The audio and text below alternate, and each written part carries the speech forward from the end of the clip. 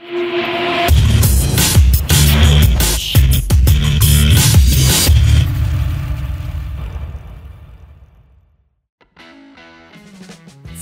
Margono selangkah lagi akan tersedia untuk timnas Indonesia.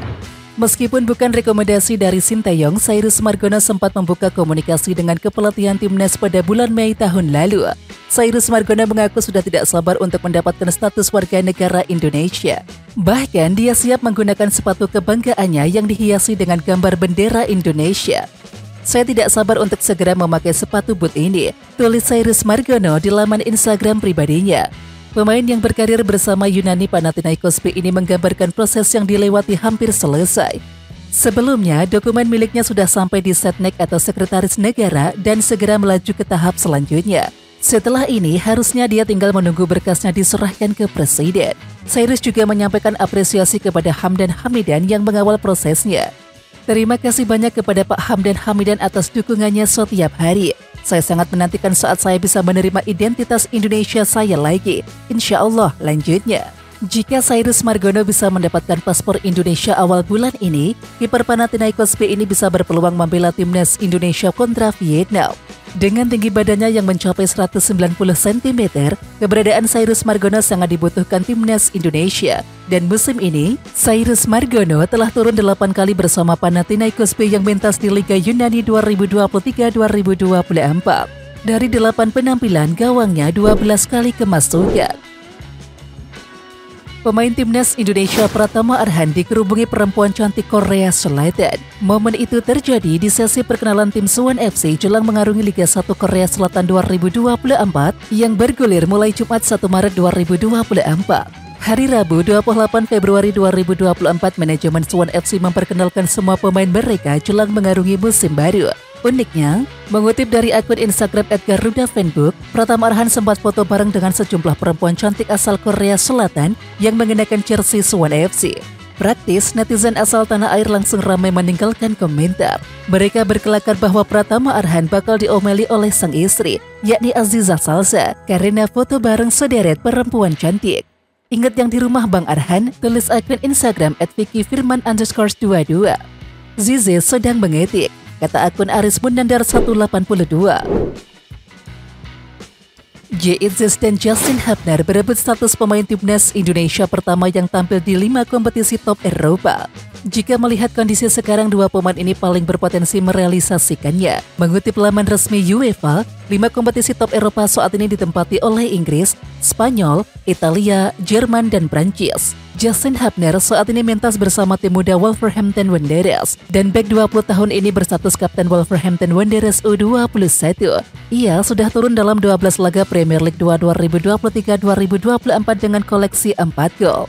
Dan jumlah gol ini masuk kategori tinggi, mengingat Justin Hubner berposisi sebagai pemain belakang. Berkat performa apiknya bersama tim Wolverhampton Wanderers U21, Justin Hubner telah disertakan ke bench tim senior Wolverhampton Wanderers saat bertandang ke markas Arsenal di lanjutan Liga Inggris 2023-2024 pada awal Desember 2023. Jika tampil konsisten, hanya masalah waktu bagi Justin Hubner untuk menembus skuad senior Wolverhampton Wanderers, sekaligus menjadi pemain timnas Indonesia pertama yang mentas di Premier League. Di samping itu, J.Itzis pun menjadi orang Indonesia pertama yang tampil di Serie A. Kemudian pertanyaan muncul, bukannya bek timnas Indonesia Jordi Amat pernah merasakan atmosfer kompetisi di Spanyol dan Inggris? Ya, Jordi Amat tak masuk hitungan, karena saat mengenyam karir di klub-klub Spanyol dan juga Inggris, bek 31 tahun itu masih berstatus warga negara Spanyol. Karena itu, harapannya J.Itzis, Justin Hubner, dan pemain Indonesia yang lain dapat terus meningkatkan performa dan karir sepak bolanya. Pelatih timnas Indonesia Sintayong sudah tiba di Indonesia pada Selasa 27 Februari 2024 malam waktu Indonesia Barat. Sehari berselang atau pada Rabu 28 Februari 2024, Sintayong langsung mengadakan rapat dengan tim kepelatihannya di timnas Indonesia, termasuk sang asisten Nova Arianto. Kembali ke Indonesia setelah istirahat sejenak, kemudian mengadakan pertemuan dan mendapatkan laporan dari Coach Nova, tulis Sintayong dalam keterangan unggahannya di Instagram Kamis 29 Februari 2024. Dalam foto yang diunggah oleh Sintayong membagikan area kolam renang yang diduga terletak di apartemen pelatih asal Korea Selatan itu tinggal. Selain itu, ia juga men-share pemandangan gedung-gedung dari sekitar area yang diduga apartemen tempatnya tinggal. Sekarang Sintayong sedang bersiap mengawal timnas Indonesia di kualifikasi Piala Dunia 2026 zona Asia.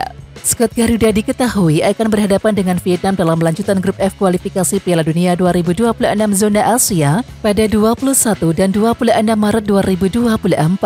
Setelah itu Sintayong juga akan mempersiapkan timnas Indonesia U23 untuk melakukan pemusatan latihan di Dubai, yakni Uni Emirat Arab pada 31 Maret sampai 8 April 2024 mendatang. Federasi Sepak Bola Malaysia atau FAM membantah bakal menambah pemain naturalisasi untuk timnas Malaysia dalam waktu dekat. Ketua FAM Datuk Hamidin Mohamed menerangkan rumor soal penambahan pemain naturalisasi adalah informasi yang salah. Menurutnya hal tersebut hanya dibuat-buat oleh beberapa pihak. Mungkin beberapa media atau blogger hanya mengada-ngada. Bilang FAM melakukan semua itu. Nyatanya tidak ada. Saya bertemu dengan pelatih Kim Panggon pekan lalu. Kami tidak melakukan pemantauan, kata Hamidin, sumber Stadium Astro. Hamidin juga menyebut sederet nama yang belakangan muncul dan disebut bakal dinaturalisasi oleh pihak Harimau Malaya merupakan pemain-pemain yang sama sekali tidak memiliki darah Malaysia. Selain menyanggah kabar perihal naturalisasi lanjutan, Hamidin menekankan hal yang utama adalah pembibitan pemain-pemain lokal berkualitas. Pelatih anyar timnas Filipina Tom Sainfield melemparkan saywar kepada juru taktik timnas Indonesia Sintayong dan arsitek timnas Vietnam Philip Thuse. Tom Sainfield mengaku siap membawa timnas Filipina lolos ke babak ketiga kualifikasi Piala Dunia 2026 zona Asia, sekaligus menyingkirkan timnas Indonesia dan juga Vietnam. Sekedar diketahui, The Outclassed atau julukan timnas Filipina baru saja menunjuk Tom Sainfield sebagai pelatih baru mereka. Pelatih 50 tahun ini menjadi pelatih timnas Filipina setelah menggantikan posisi juru taktik asal Jerman Michael Weiss. Di awal-awal perkenalannya sebagai pelatih timnas Filipina, pria asal Belgia ini langsung sesumbar. Ia menilai Daisuke Sato dan juga kawan-kawan memiliki peluang bersaing di lanjutan kualifikasi Piala Dunia 2026 zona Asia. Timnas Filipina tergabung di grup F babak kedua kualifikasi Piala Dunia 2026 zona Asia bersama Irak, timnas Indonesia dan juga Vietnam. The Ascals mendapatkan hasil minor di dua laga awal, yakni tumbang 0-2 dari Vietnam dan juga bermain 1-1 dengan timnas Indonesia. Dibilang minor karena dua laga di atas digelar di kandang sendiri. Alhasil timnas Filipina saat ini menempati peringkat 3 grup F dengan 1 angka, sama persis dengan timnas Indonesia di posisi juru kunci. Jenderal lini tengah timnas Indonesia Ivory Yanner menunjukkan bahwa ia baru saja berkunjung ke makam sosok penting yakni Noah Gesser yang bisa buat dirinya membela skuad Garuda. Hal ini terlihat dari unggahan Instagram pribadi Ivory Yanner yang menunjukkan momen sedang berziarah ke makam Noah Gesser. Pemain FC Utrecht tersebut mengunggah 2 foto dalam Instagram Stories-nya. Pertama, ia mengunggah foto Noah Gesser dengan memberikan emoticon love ke unggahan tersebut. Namun, di unggahan kedua, pemain timnas Indonesia ini terlihat men-share foto sedang berada di makam. Ternyata, kunjungan ke makam Noah Gesser ini memiliki arti tersendiri buat Ivory Yanner. Pemain andalan timnas Indonesia ini datang ke makam untuk merayakan ulang tahun Noah Gesser, yakni pada 27 Februari yang lalu. Noah juga bersahabat dengan pemain timnas Indonesia lainnya yakni Justin Hubner. Dan Noah Gesser pun menjadi salah satu sosok yang penting buat Ivory Yanner. Hal ini karena Gesser diyakini menjadi salah satu sosok penting yang membuat Ivory Yanner membela timnas Indonesia. Dan banyak pihak yang menilai bahwa Gesser sosok penting yang membuat Ivory Yanner bisa membela timnas Indonesia.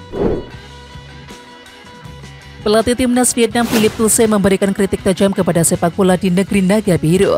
Menurut Philip Thuse, sepak bola Vietnam terlalu fokus pada fisik dan berlari.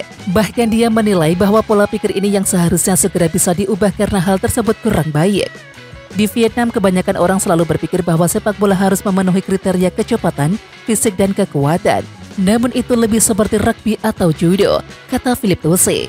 Pelatih yang berusia 68 tahun tersebut menyadari bahwa kontak fisik adalah hal yang normal dalam sepak bola. Namun pemain harus bisa menghindari hal tersebut dan juga mengutamakan agar tim lawan tidak bisa menguasai bola. Penampilan Stefano Lillipali pada musim 2023-2024 bersama Borneo FC sangatlah impresif. Lillipali sendiri menjadi salah satu kunci keberhasilan Borneo FC memuncaki klasemen sementara Liga 1 2023-2024. Pemain 34 tahun tersebut sukses mencetak double digit gol dan juga assist.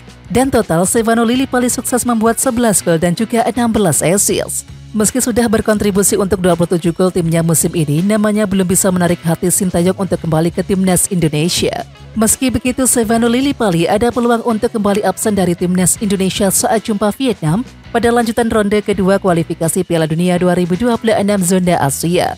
Dan kabar tersebut didasarkan pada pernyataan Nova Arianto selaku asisten pelatih timnas Indonesia. Nova Arianto menjelaskan bahwa skuad Garuda mayoritas akan diisi nama-nama yang dibawa ke Piala Asia 2023 yang lalu. Tidak ada nama pemain senior Borneo FC tersebut dalam skuad akhir timnas Indonesia. Dan absennya Lillipali saat itu jelas menimbulkan kontroversi di kalangan publik Indonesia.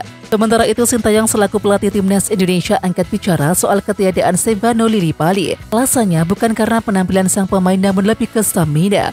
Bahkan Sintayong sendiri sempat mengakui bahwa Stefano Lillipali memang bermain bagus di Liga. Hanya saja, pelatih asal Korea Selatan itu khawatir jika Stefano Lillipali bakal kelelahan bila menghadapi lawan yang lebih kuat.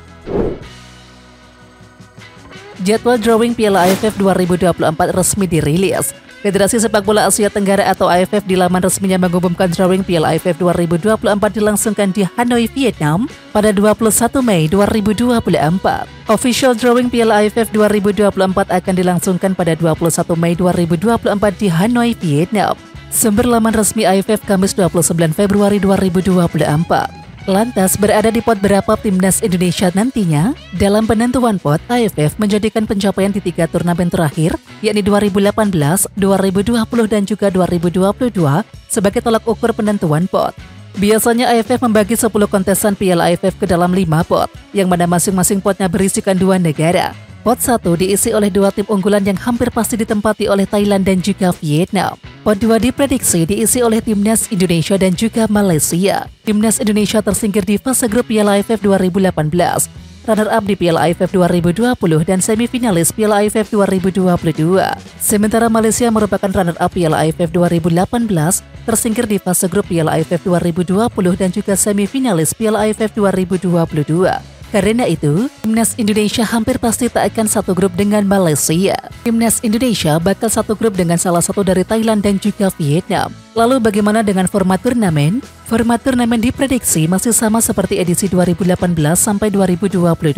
Nantinya sebanyak 10 negara dibagi ke dalam 2 grup, yang mana masing-masing grupnya berisikan 5 negara. Setiap tim akan memainkan 4 laga di fase grup dengan perincian 2 pertandingan kandang dan juga tandang. Tim yang finish di posisi 1 dan juga 2 fase grup berhak lolos ke semifinal. Nantinya laga semifinal dan juga final akan digelar di kandang dan juga tandang. Oke Timnas Lovers, siapa kita? Kita Indonesia. Ayo kita dukung terus sepak bola tanah air Indonesia. Jangan lupa dukung terus Garuda Raya Channel dengan subscribe, like, dan komen karena saran dan kritik kalian sangat bermanfaat untuk perkembangan channel ini. Tungguin video selanjutnya dari Garuda Raya Channel. Salam olahraga.